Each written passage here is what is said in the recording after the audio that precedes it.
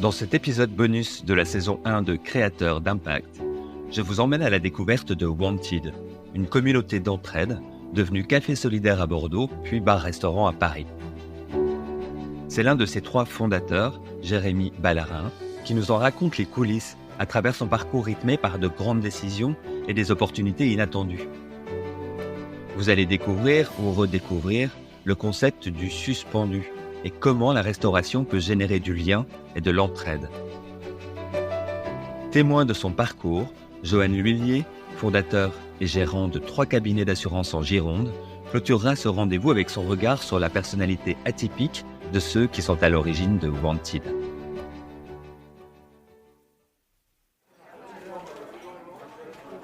Né à Bordeaux dans les années 80, Jérémy mesure pleinement le privilège d'avoir profité de toute l'attention de parents qui ont choisi de n'avoir qu'un seul enfant.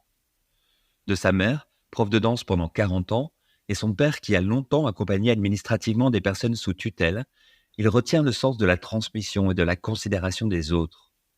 Après le bac, il se lance dans des études de droit à la fac, d'abord sans grande conviction. Au début, ça a été un peu particulier, puis en fait, j'ai pris goût. J'ai pris goût aussi aux études universitaires parce qu'on nous apprend à raisonner, on nous apprend à argumenter, ça nous amène une grande culture. Avec le droit aussi, on voit plein de pans de la société, on voit un petit peu les rouages. C'est quelque chose qui m'a beaucoup plu. Donc, je me suis plutôt orienté vers du droit public. J'ai fait 2 Master 2, j'en ai fait un en droit privé, mais en droit public, c'est plutôt ça qui m'intéressait. Ça a été un peu la voie qui se dessinait, qui était de travailler plutôt au niveau des politiques publiques. J'ai fait aussi une année à Sciences Po pour préparer des concours administratifs. Donc j'avais plutôt cette notion de l'intérêt général, cette notion d'avoir un engagement pas politique ni militant. Ça, c'était pas quelque chose qui, même si j'étais politisé, mais j'avais pas cette ambition-là. Par contre, je me disais que tout était politique et que j'avais envie que mon métier et mon engagement de tous les jours ait un impact sur le collectif et un impact sur l'environnement dans lequel je suis. En 2009, Jérémy s'apprête à créer une première rupture dans son parcours en explorant un territoire qui l'éloigne de ses études de droit et des politiques publiques au sens strict. Les réseaux sociaux commencent à être très prégnants dans notre environnement. Je tiens un blog, c'est quelque chose qui m'intéresse en fait, de me dire que via cet outil-là, on peut créer un semblant de communauté, on peut parler aux autres, on peut lier les autres entre eux. Et c'est là que je découvre le métier de community manager, le fait que il y a des gens qui sont payés et par des marques pour créer une communauté autour d'une marque ou créer une communauté autour d'une entité, d'une structure, d'une organisation, quelle qu'elle soit.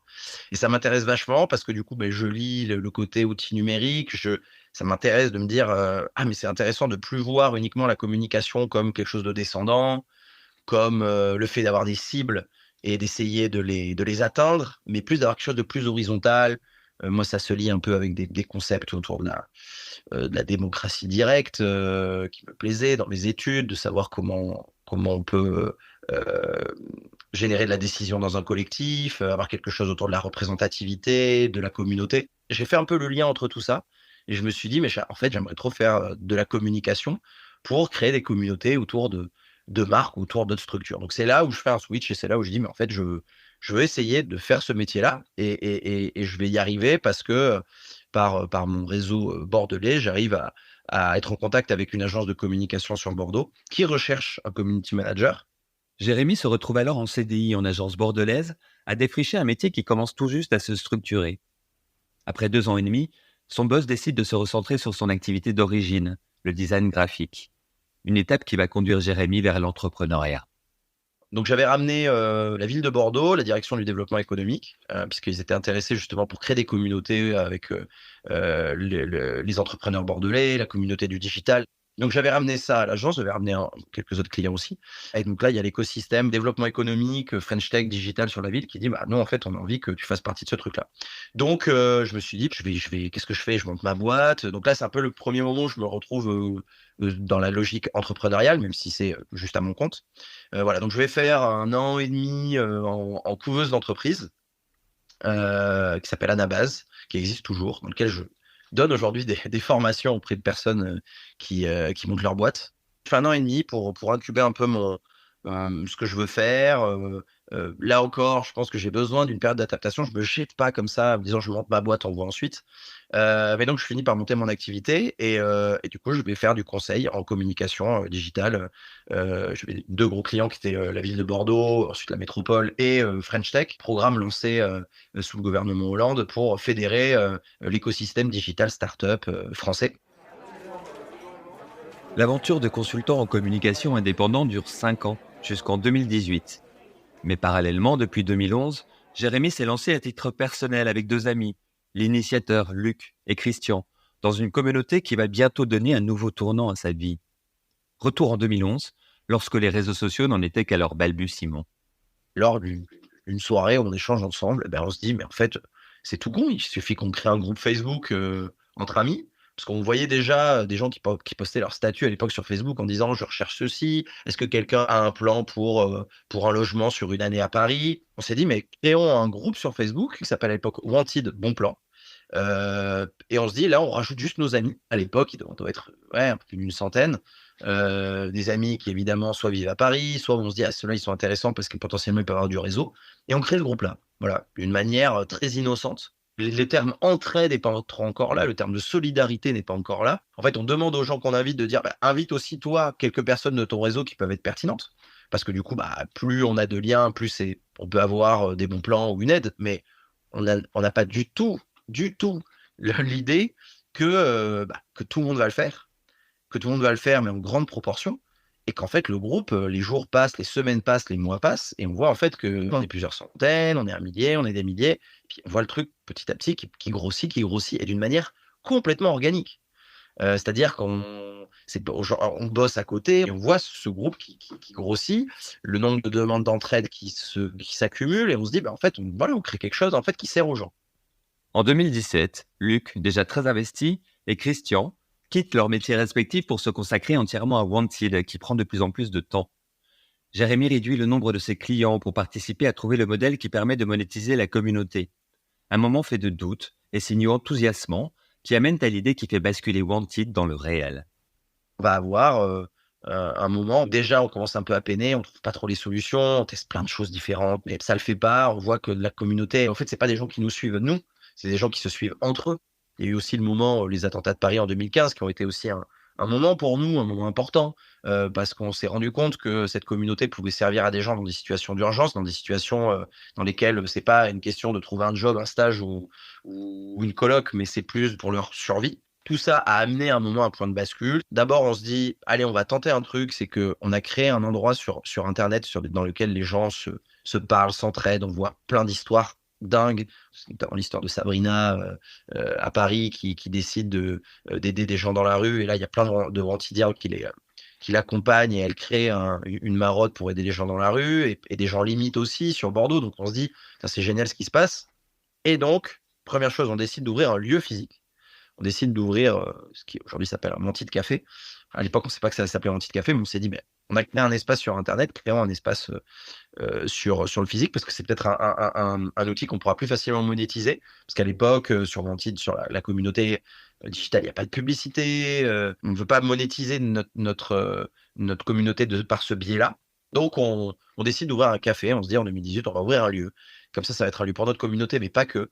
Et c'est un lieu où il y aura en fait, les mêmes possibilités que dans notre groupe. Aujourd'hui, dans notre groupe, tout le monde peut venir et demander de l'aide et qu'il soit issu d'un milieu aisé ou qu'il soit dans une situation vraiment d'urgence. Et on veut la même chose dans notre lieu.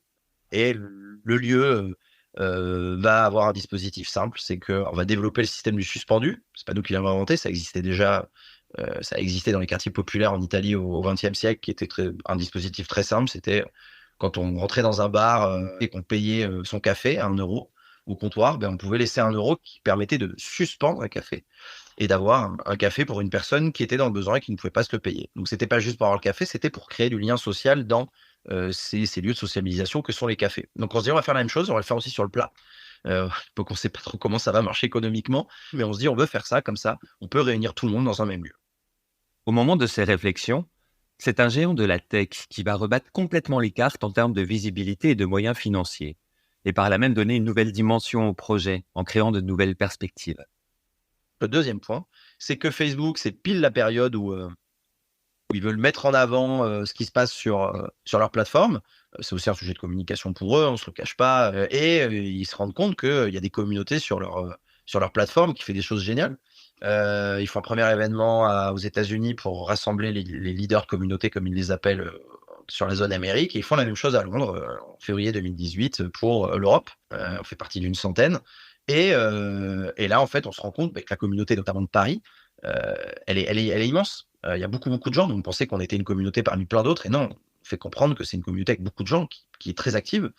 Sur ce moment-là, Christian, plus précisément, rencontre Chris Cox, qui à l'époque est le numéro 3 de Facebook, le chef produit de Facebook, a un échange avec lui, lui dit ce qu'on fait, dans la keynote de conclusion de ce moment à Londres, Chris Cox décide de mettre en avant 3 communautés, dont Wanted. Donc très fort, et en même temps, ils annoncent qu'ils vont mettre en place un programme de soutien financier aux communautés pour qu'elles se développent. Donc, voilà, 2018, c'est cette année-là. En septembre, on ouvre le café. Et puis, on apprend un mois et demi après qu'on est sélectionné dans le top 5 des communautés qu'ils appellent les plus influentes dans le monde, avec une Indienne, un Kenyan, une Brésilienne et une Américaine. Et on fait partie de cette communauté. Nous, en fait, entre guillemets, on représente la zone Europe. J'avoue qu'au début, on reçoit ce mail, on comprend pas trop ce qu'ils veulent dire, et on a besoin d'une personne de Facebook France qui nous appelle pour nous dire, mais vous avez compris, vous êtes sélectionné, c'est génial et tout. Ouais. Donc là démarre une autre aventure, et limite une autre partie de ma vie, et de notre vie à nous, parce que ça a vraiment chamboulé des choses. Déjà parce que il y a Facebook qui nous apporte un soutien financier d'1 million de dollars, plus toute la machine médiatique de Facebook qui met en avant tout ça. Le prix est remis à New York. Le jour de l'annonce, et c'est le 20h de TF1, donc il y a un peu une accélération comme ça qui a été hyper forte, donc qui donne forcément de la visibilité au projet, qui donne des ailes, qui nous permet juste nous de respirer un peu et de se payer. On dit à Facebook qu'on va se payer le salaire médian des Français, qui est 1800 € à l'époque. Ils croient à une blague, mais on se dit que c'est comme ça qu'on garde nos valeurs et que ce projet-là peut permettre de continuer.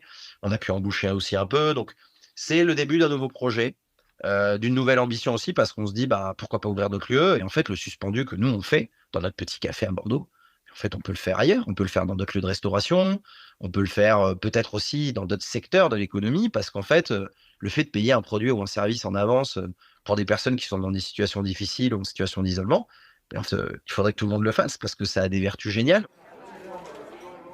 Alors que de grandes ambitions se dessinent pour Wanted, quel regard Jérémy porte-t-il sur les moments plus difficiles qu'il a dû traverser tout au long de son parcours? Et à l'inverse, quelle est sa plus belle réussite? Je pense que moi, je suis dans une acceptation des moments difficiles, parce que je pense que les fuir ou être tout le temps en train de les combattre, c'est quelque chose qui parfois ne fonctionne pas. Évidemment qu'il faut pas tout subir, qu'il faut pas subir. Mais il y a des choses, quand elles arrivent, qui sont négatives, il faut les accueillir, il faut faire avec, il faut les intégrer et que ce soit un moteur.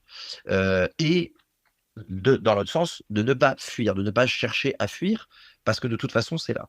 Donc c'est des choses, là je le dis maintenant, je vais avoir 40 ans et je le dis d'une manière assez assurée, et je n'aurai jamais fini de ce process-là. Mais je pense que c'est un projet qui m'a fait beaucoup comprendre ça aussi, parce que, attention, il faut remettre aussi les choses dans leur contexte. On a été, et on est aujourd'hui au contact de personnes qui sont dans des situations très difficiles, dans des situations d'isolement fort, dans des situations d'urgence très fortes. Ça nous a appris aussi à relativiser beaucoup de choses dans notre vie. Je suis papa depuis 6 mois pile. Aujourd'hui, c'est les 6 mois de mon petit garçon. Ça m'a fait aussi relativiser beaucoup de choses. Ça m'a fait penser aussi à la transmission. Le fait de passer par un projet qui amène des doutes, et le fait de conscientiser son doute, le fait de comprendre que des épreuves, toutes relatives qu'elles soient, sont là, et que ces épreuves, il faut les vivre, il faut les accueillir, ça fait partie du process, en fait. C'est pas quelque chose que je dois fuir, que je dois vouloir à tout prix combattre. Le doute est quelque chose que j'intègre dans mon fonctionnement.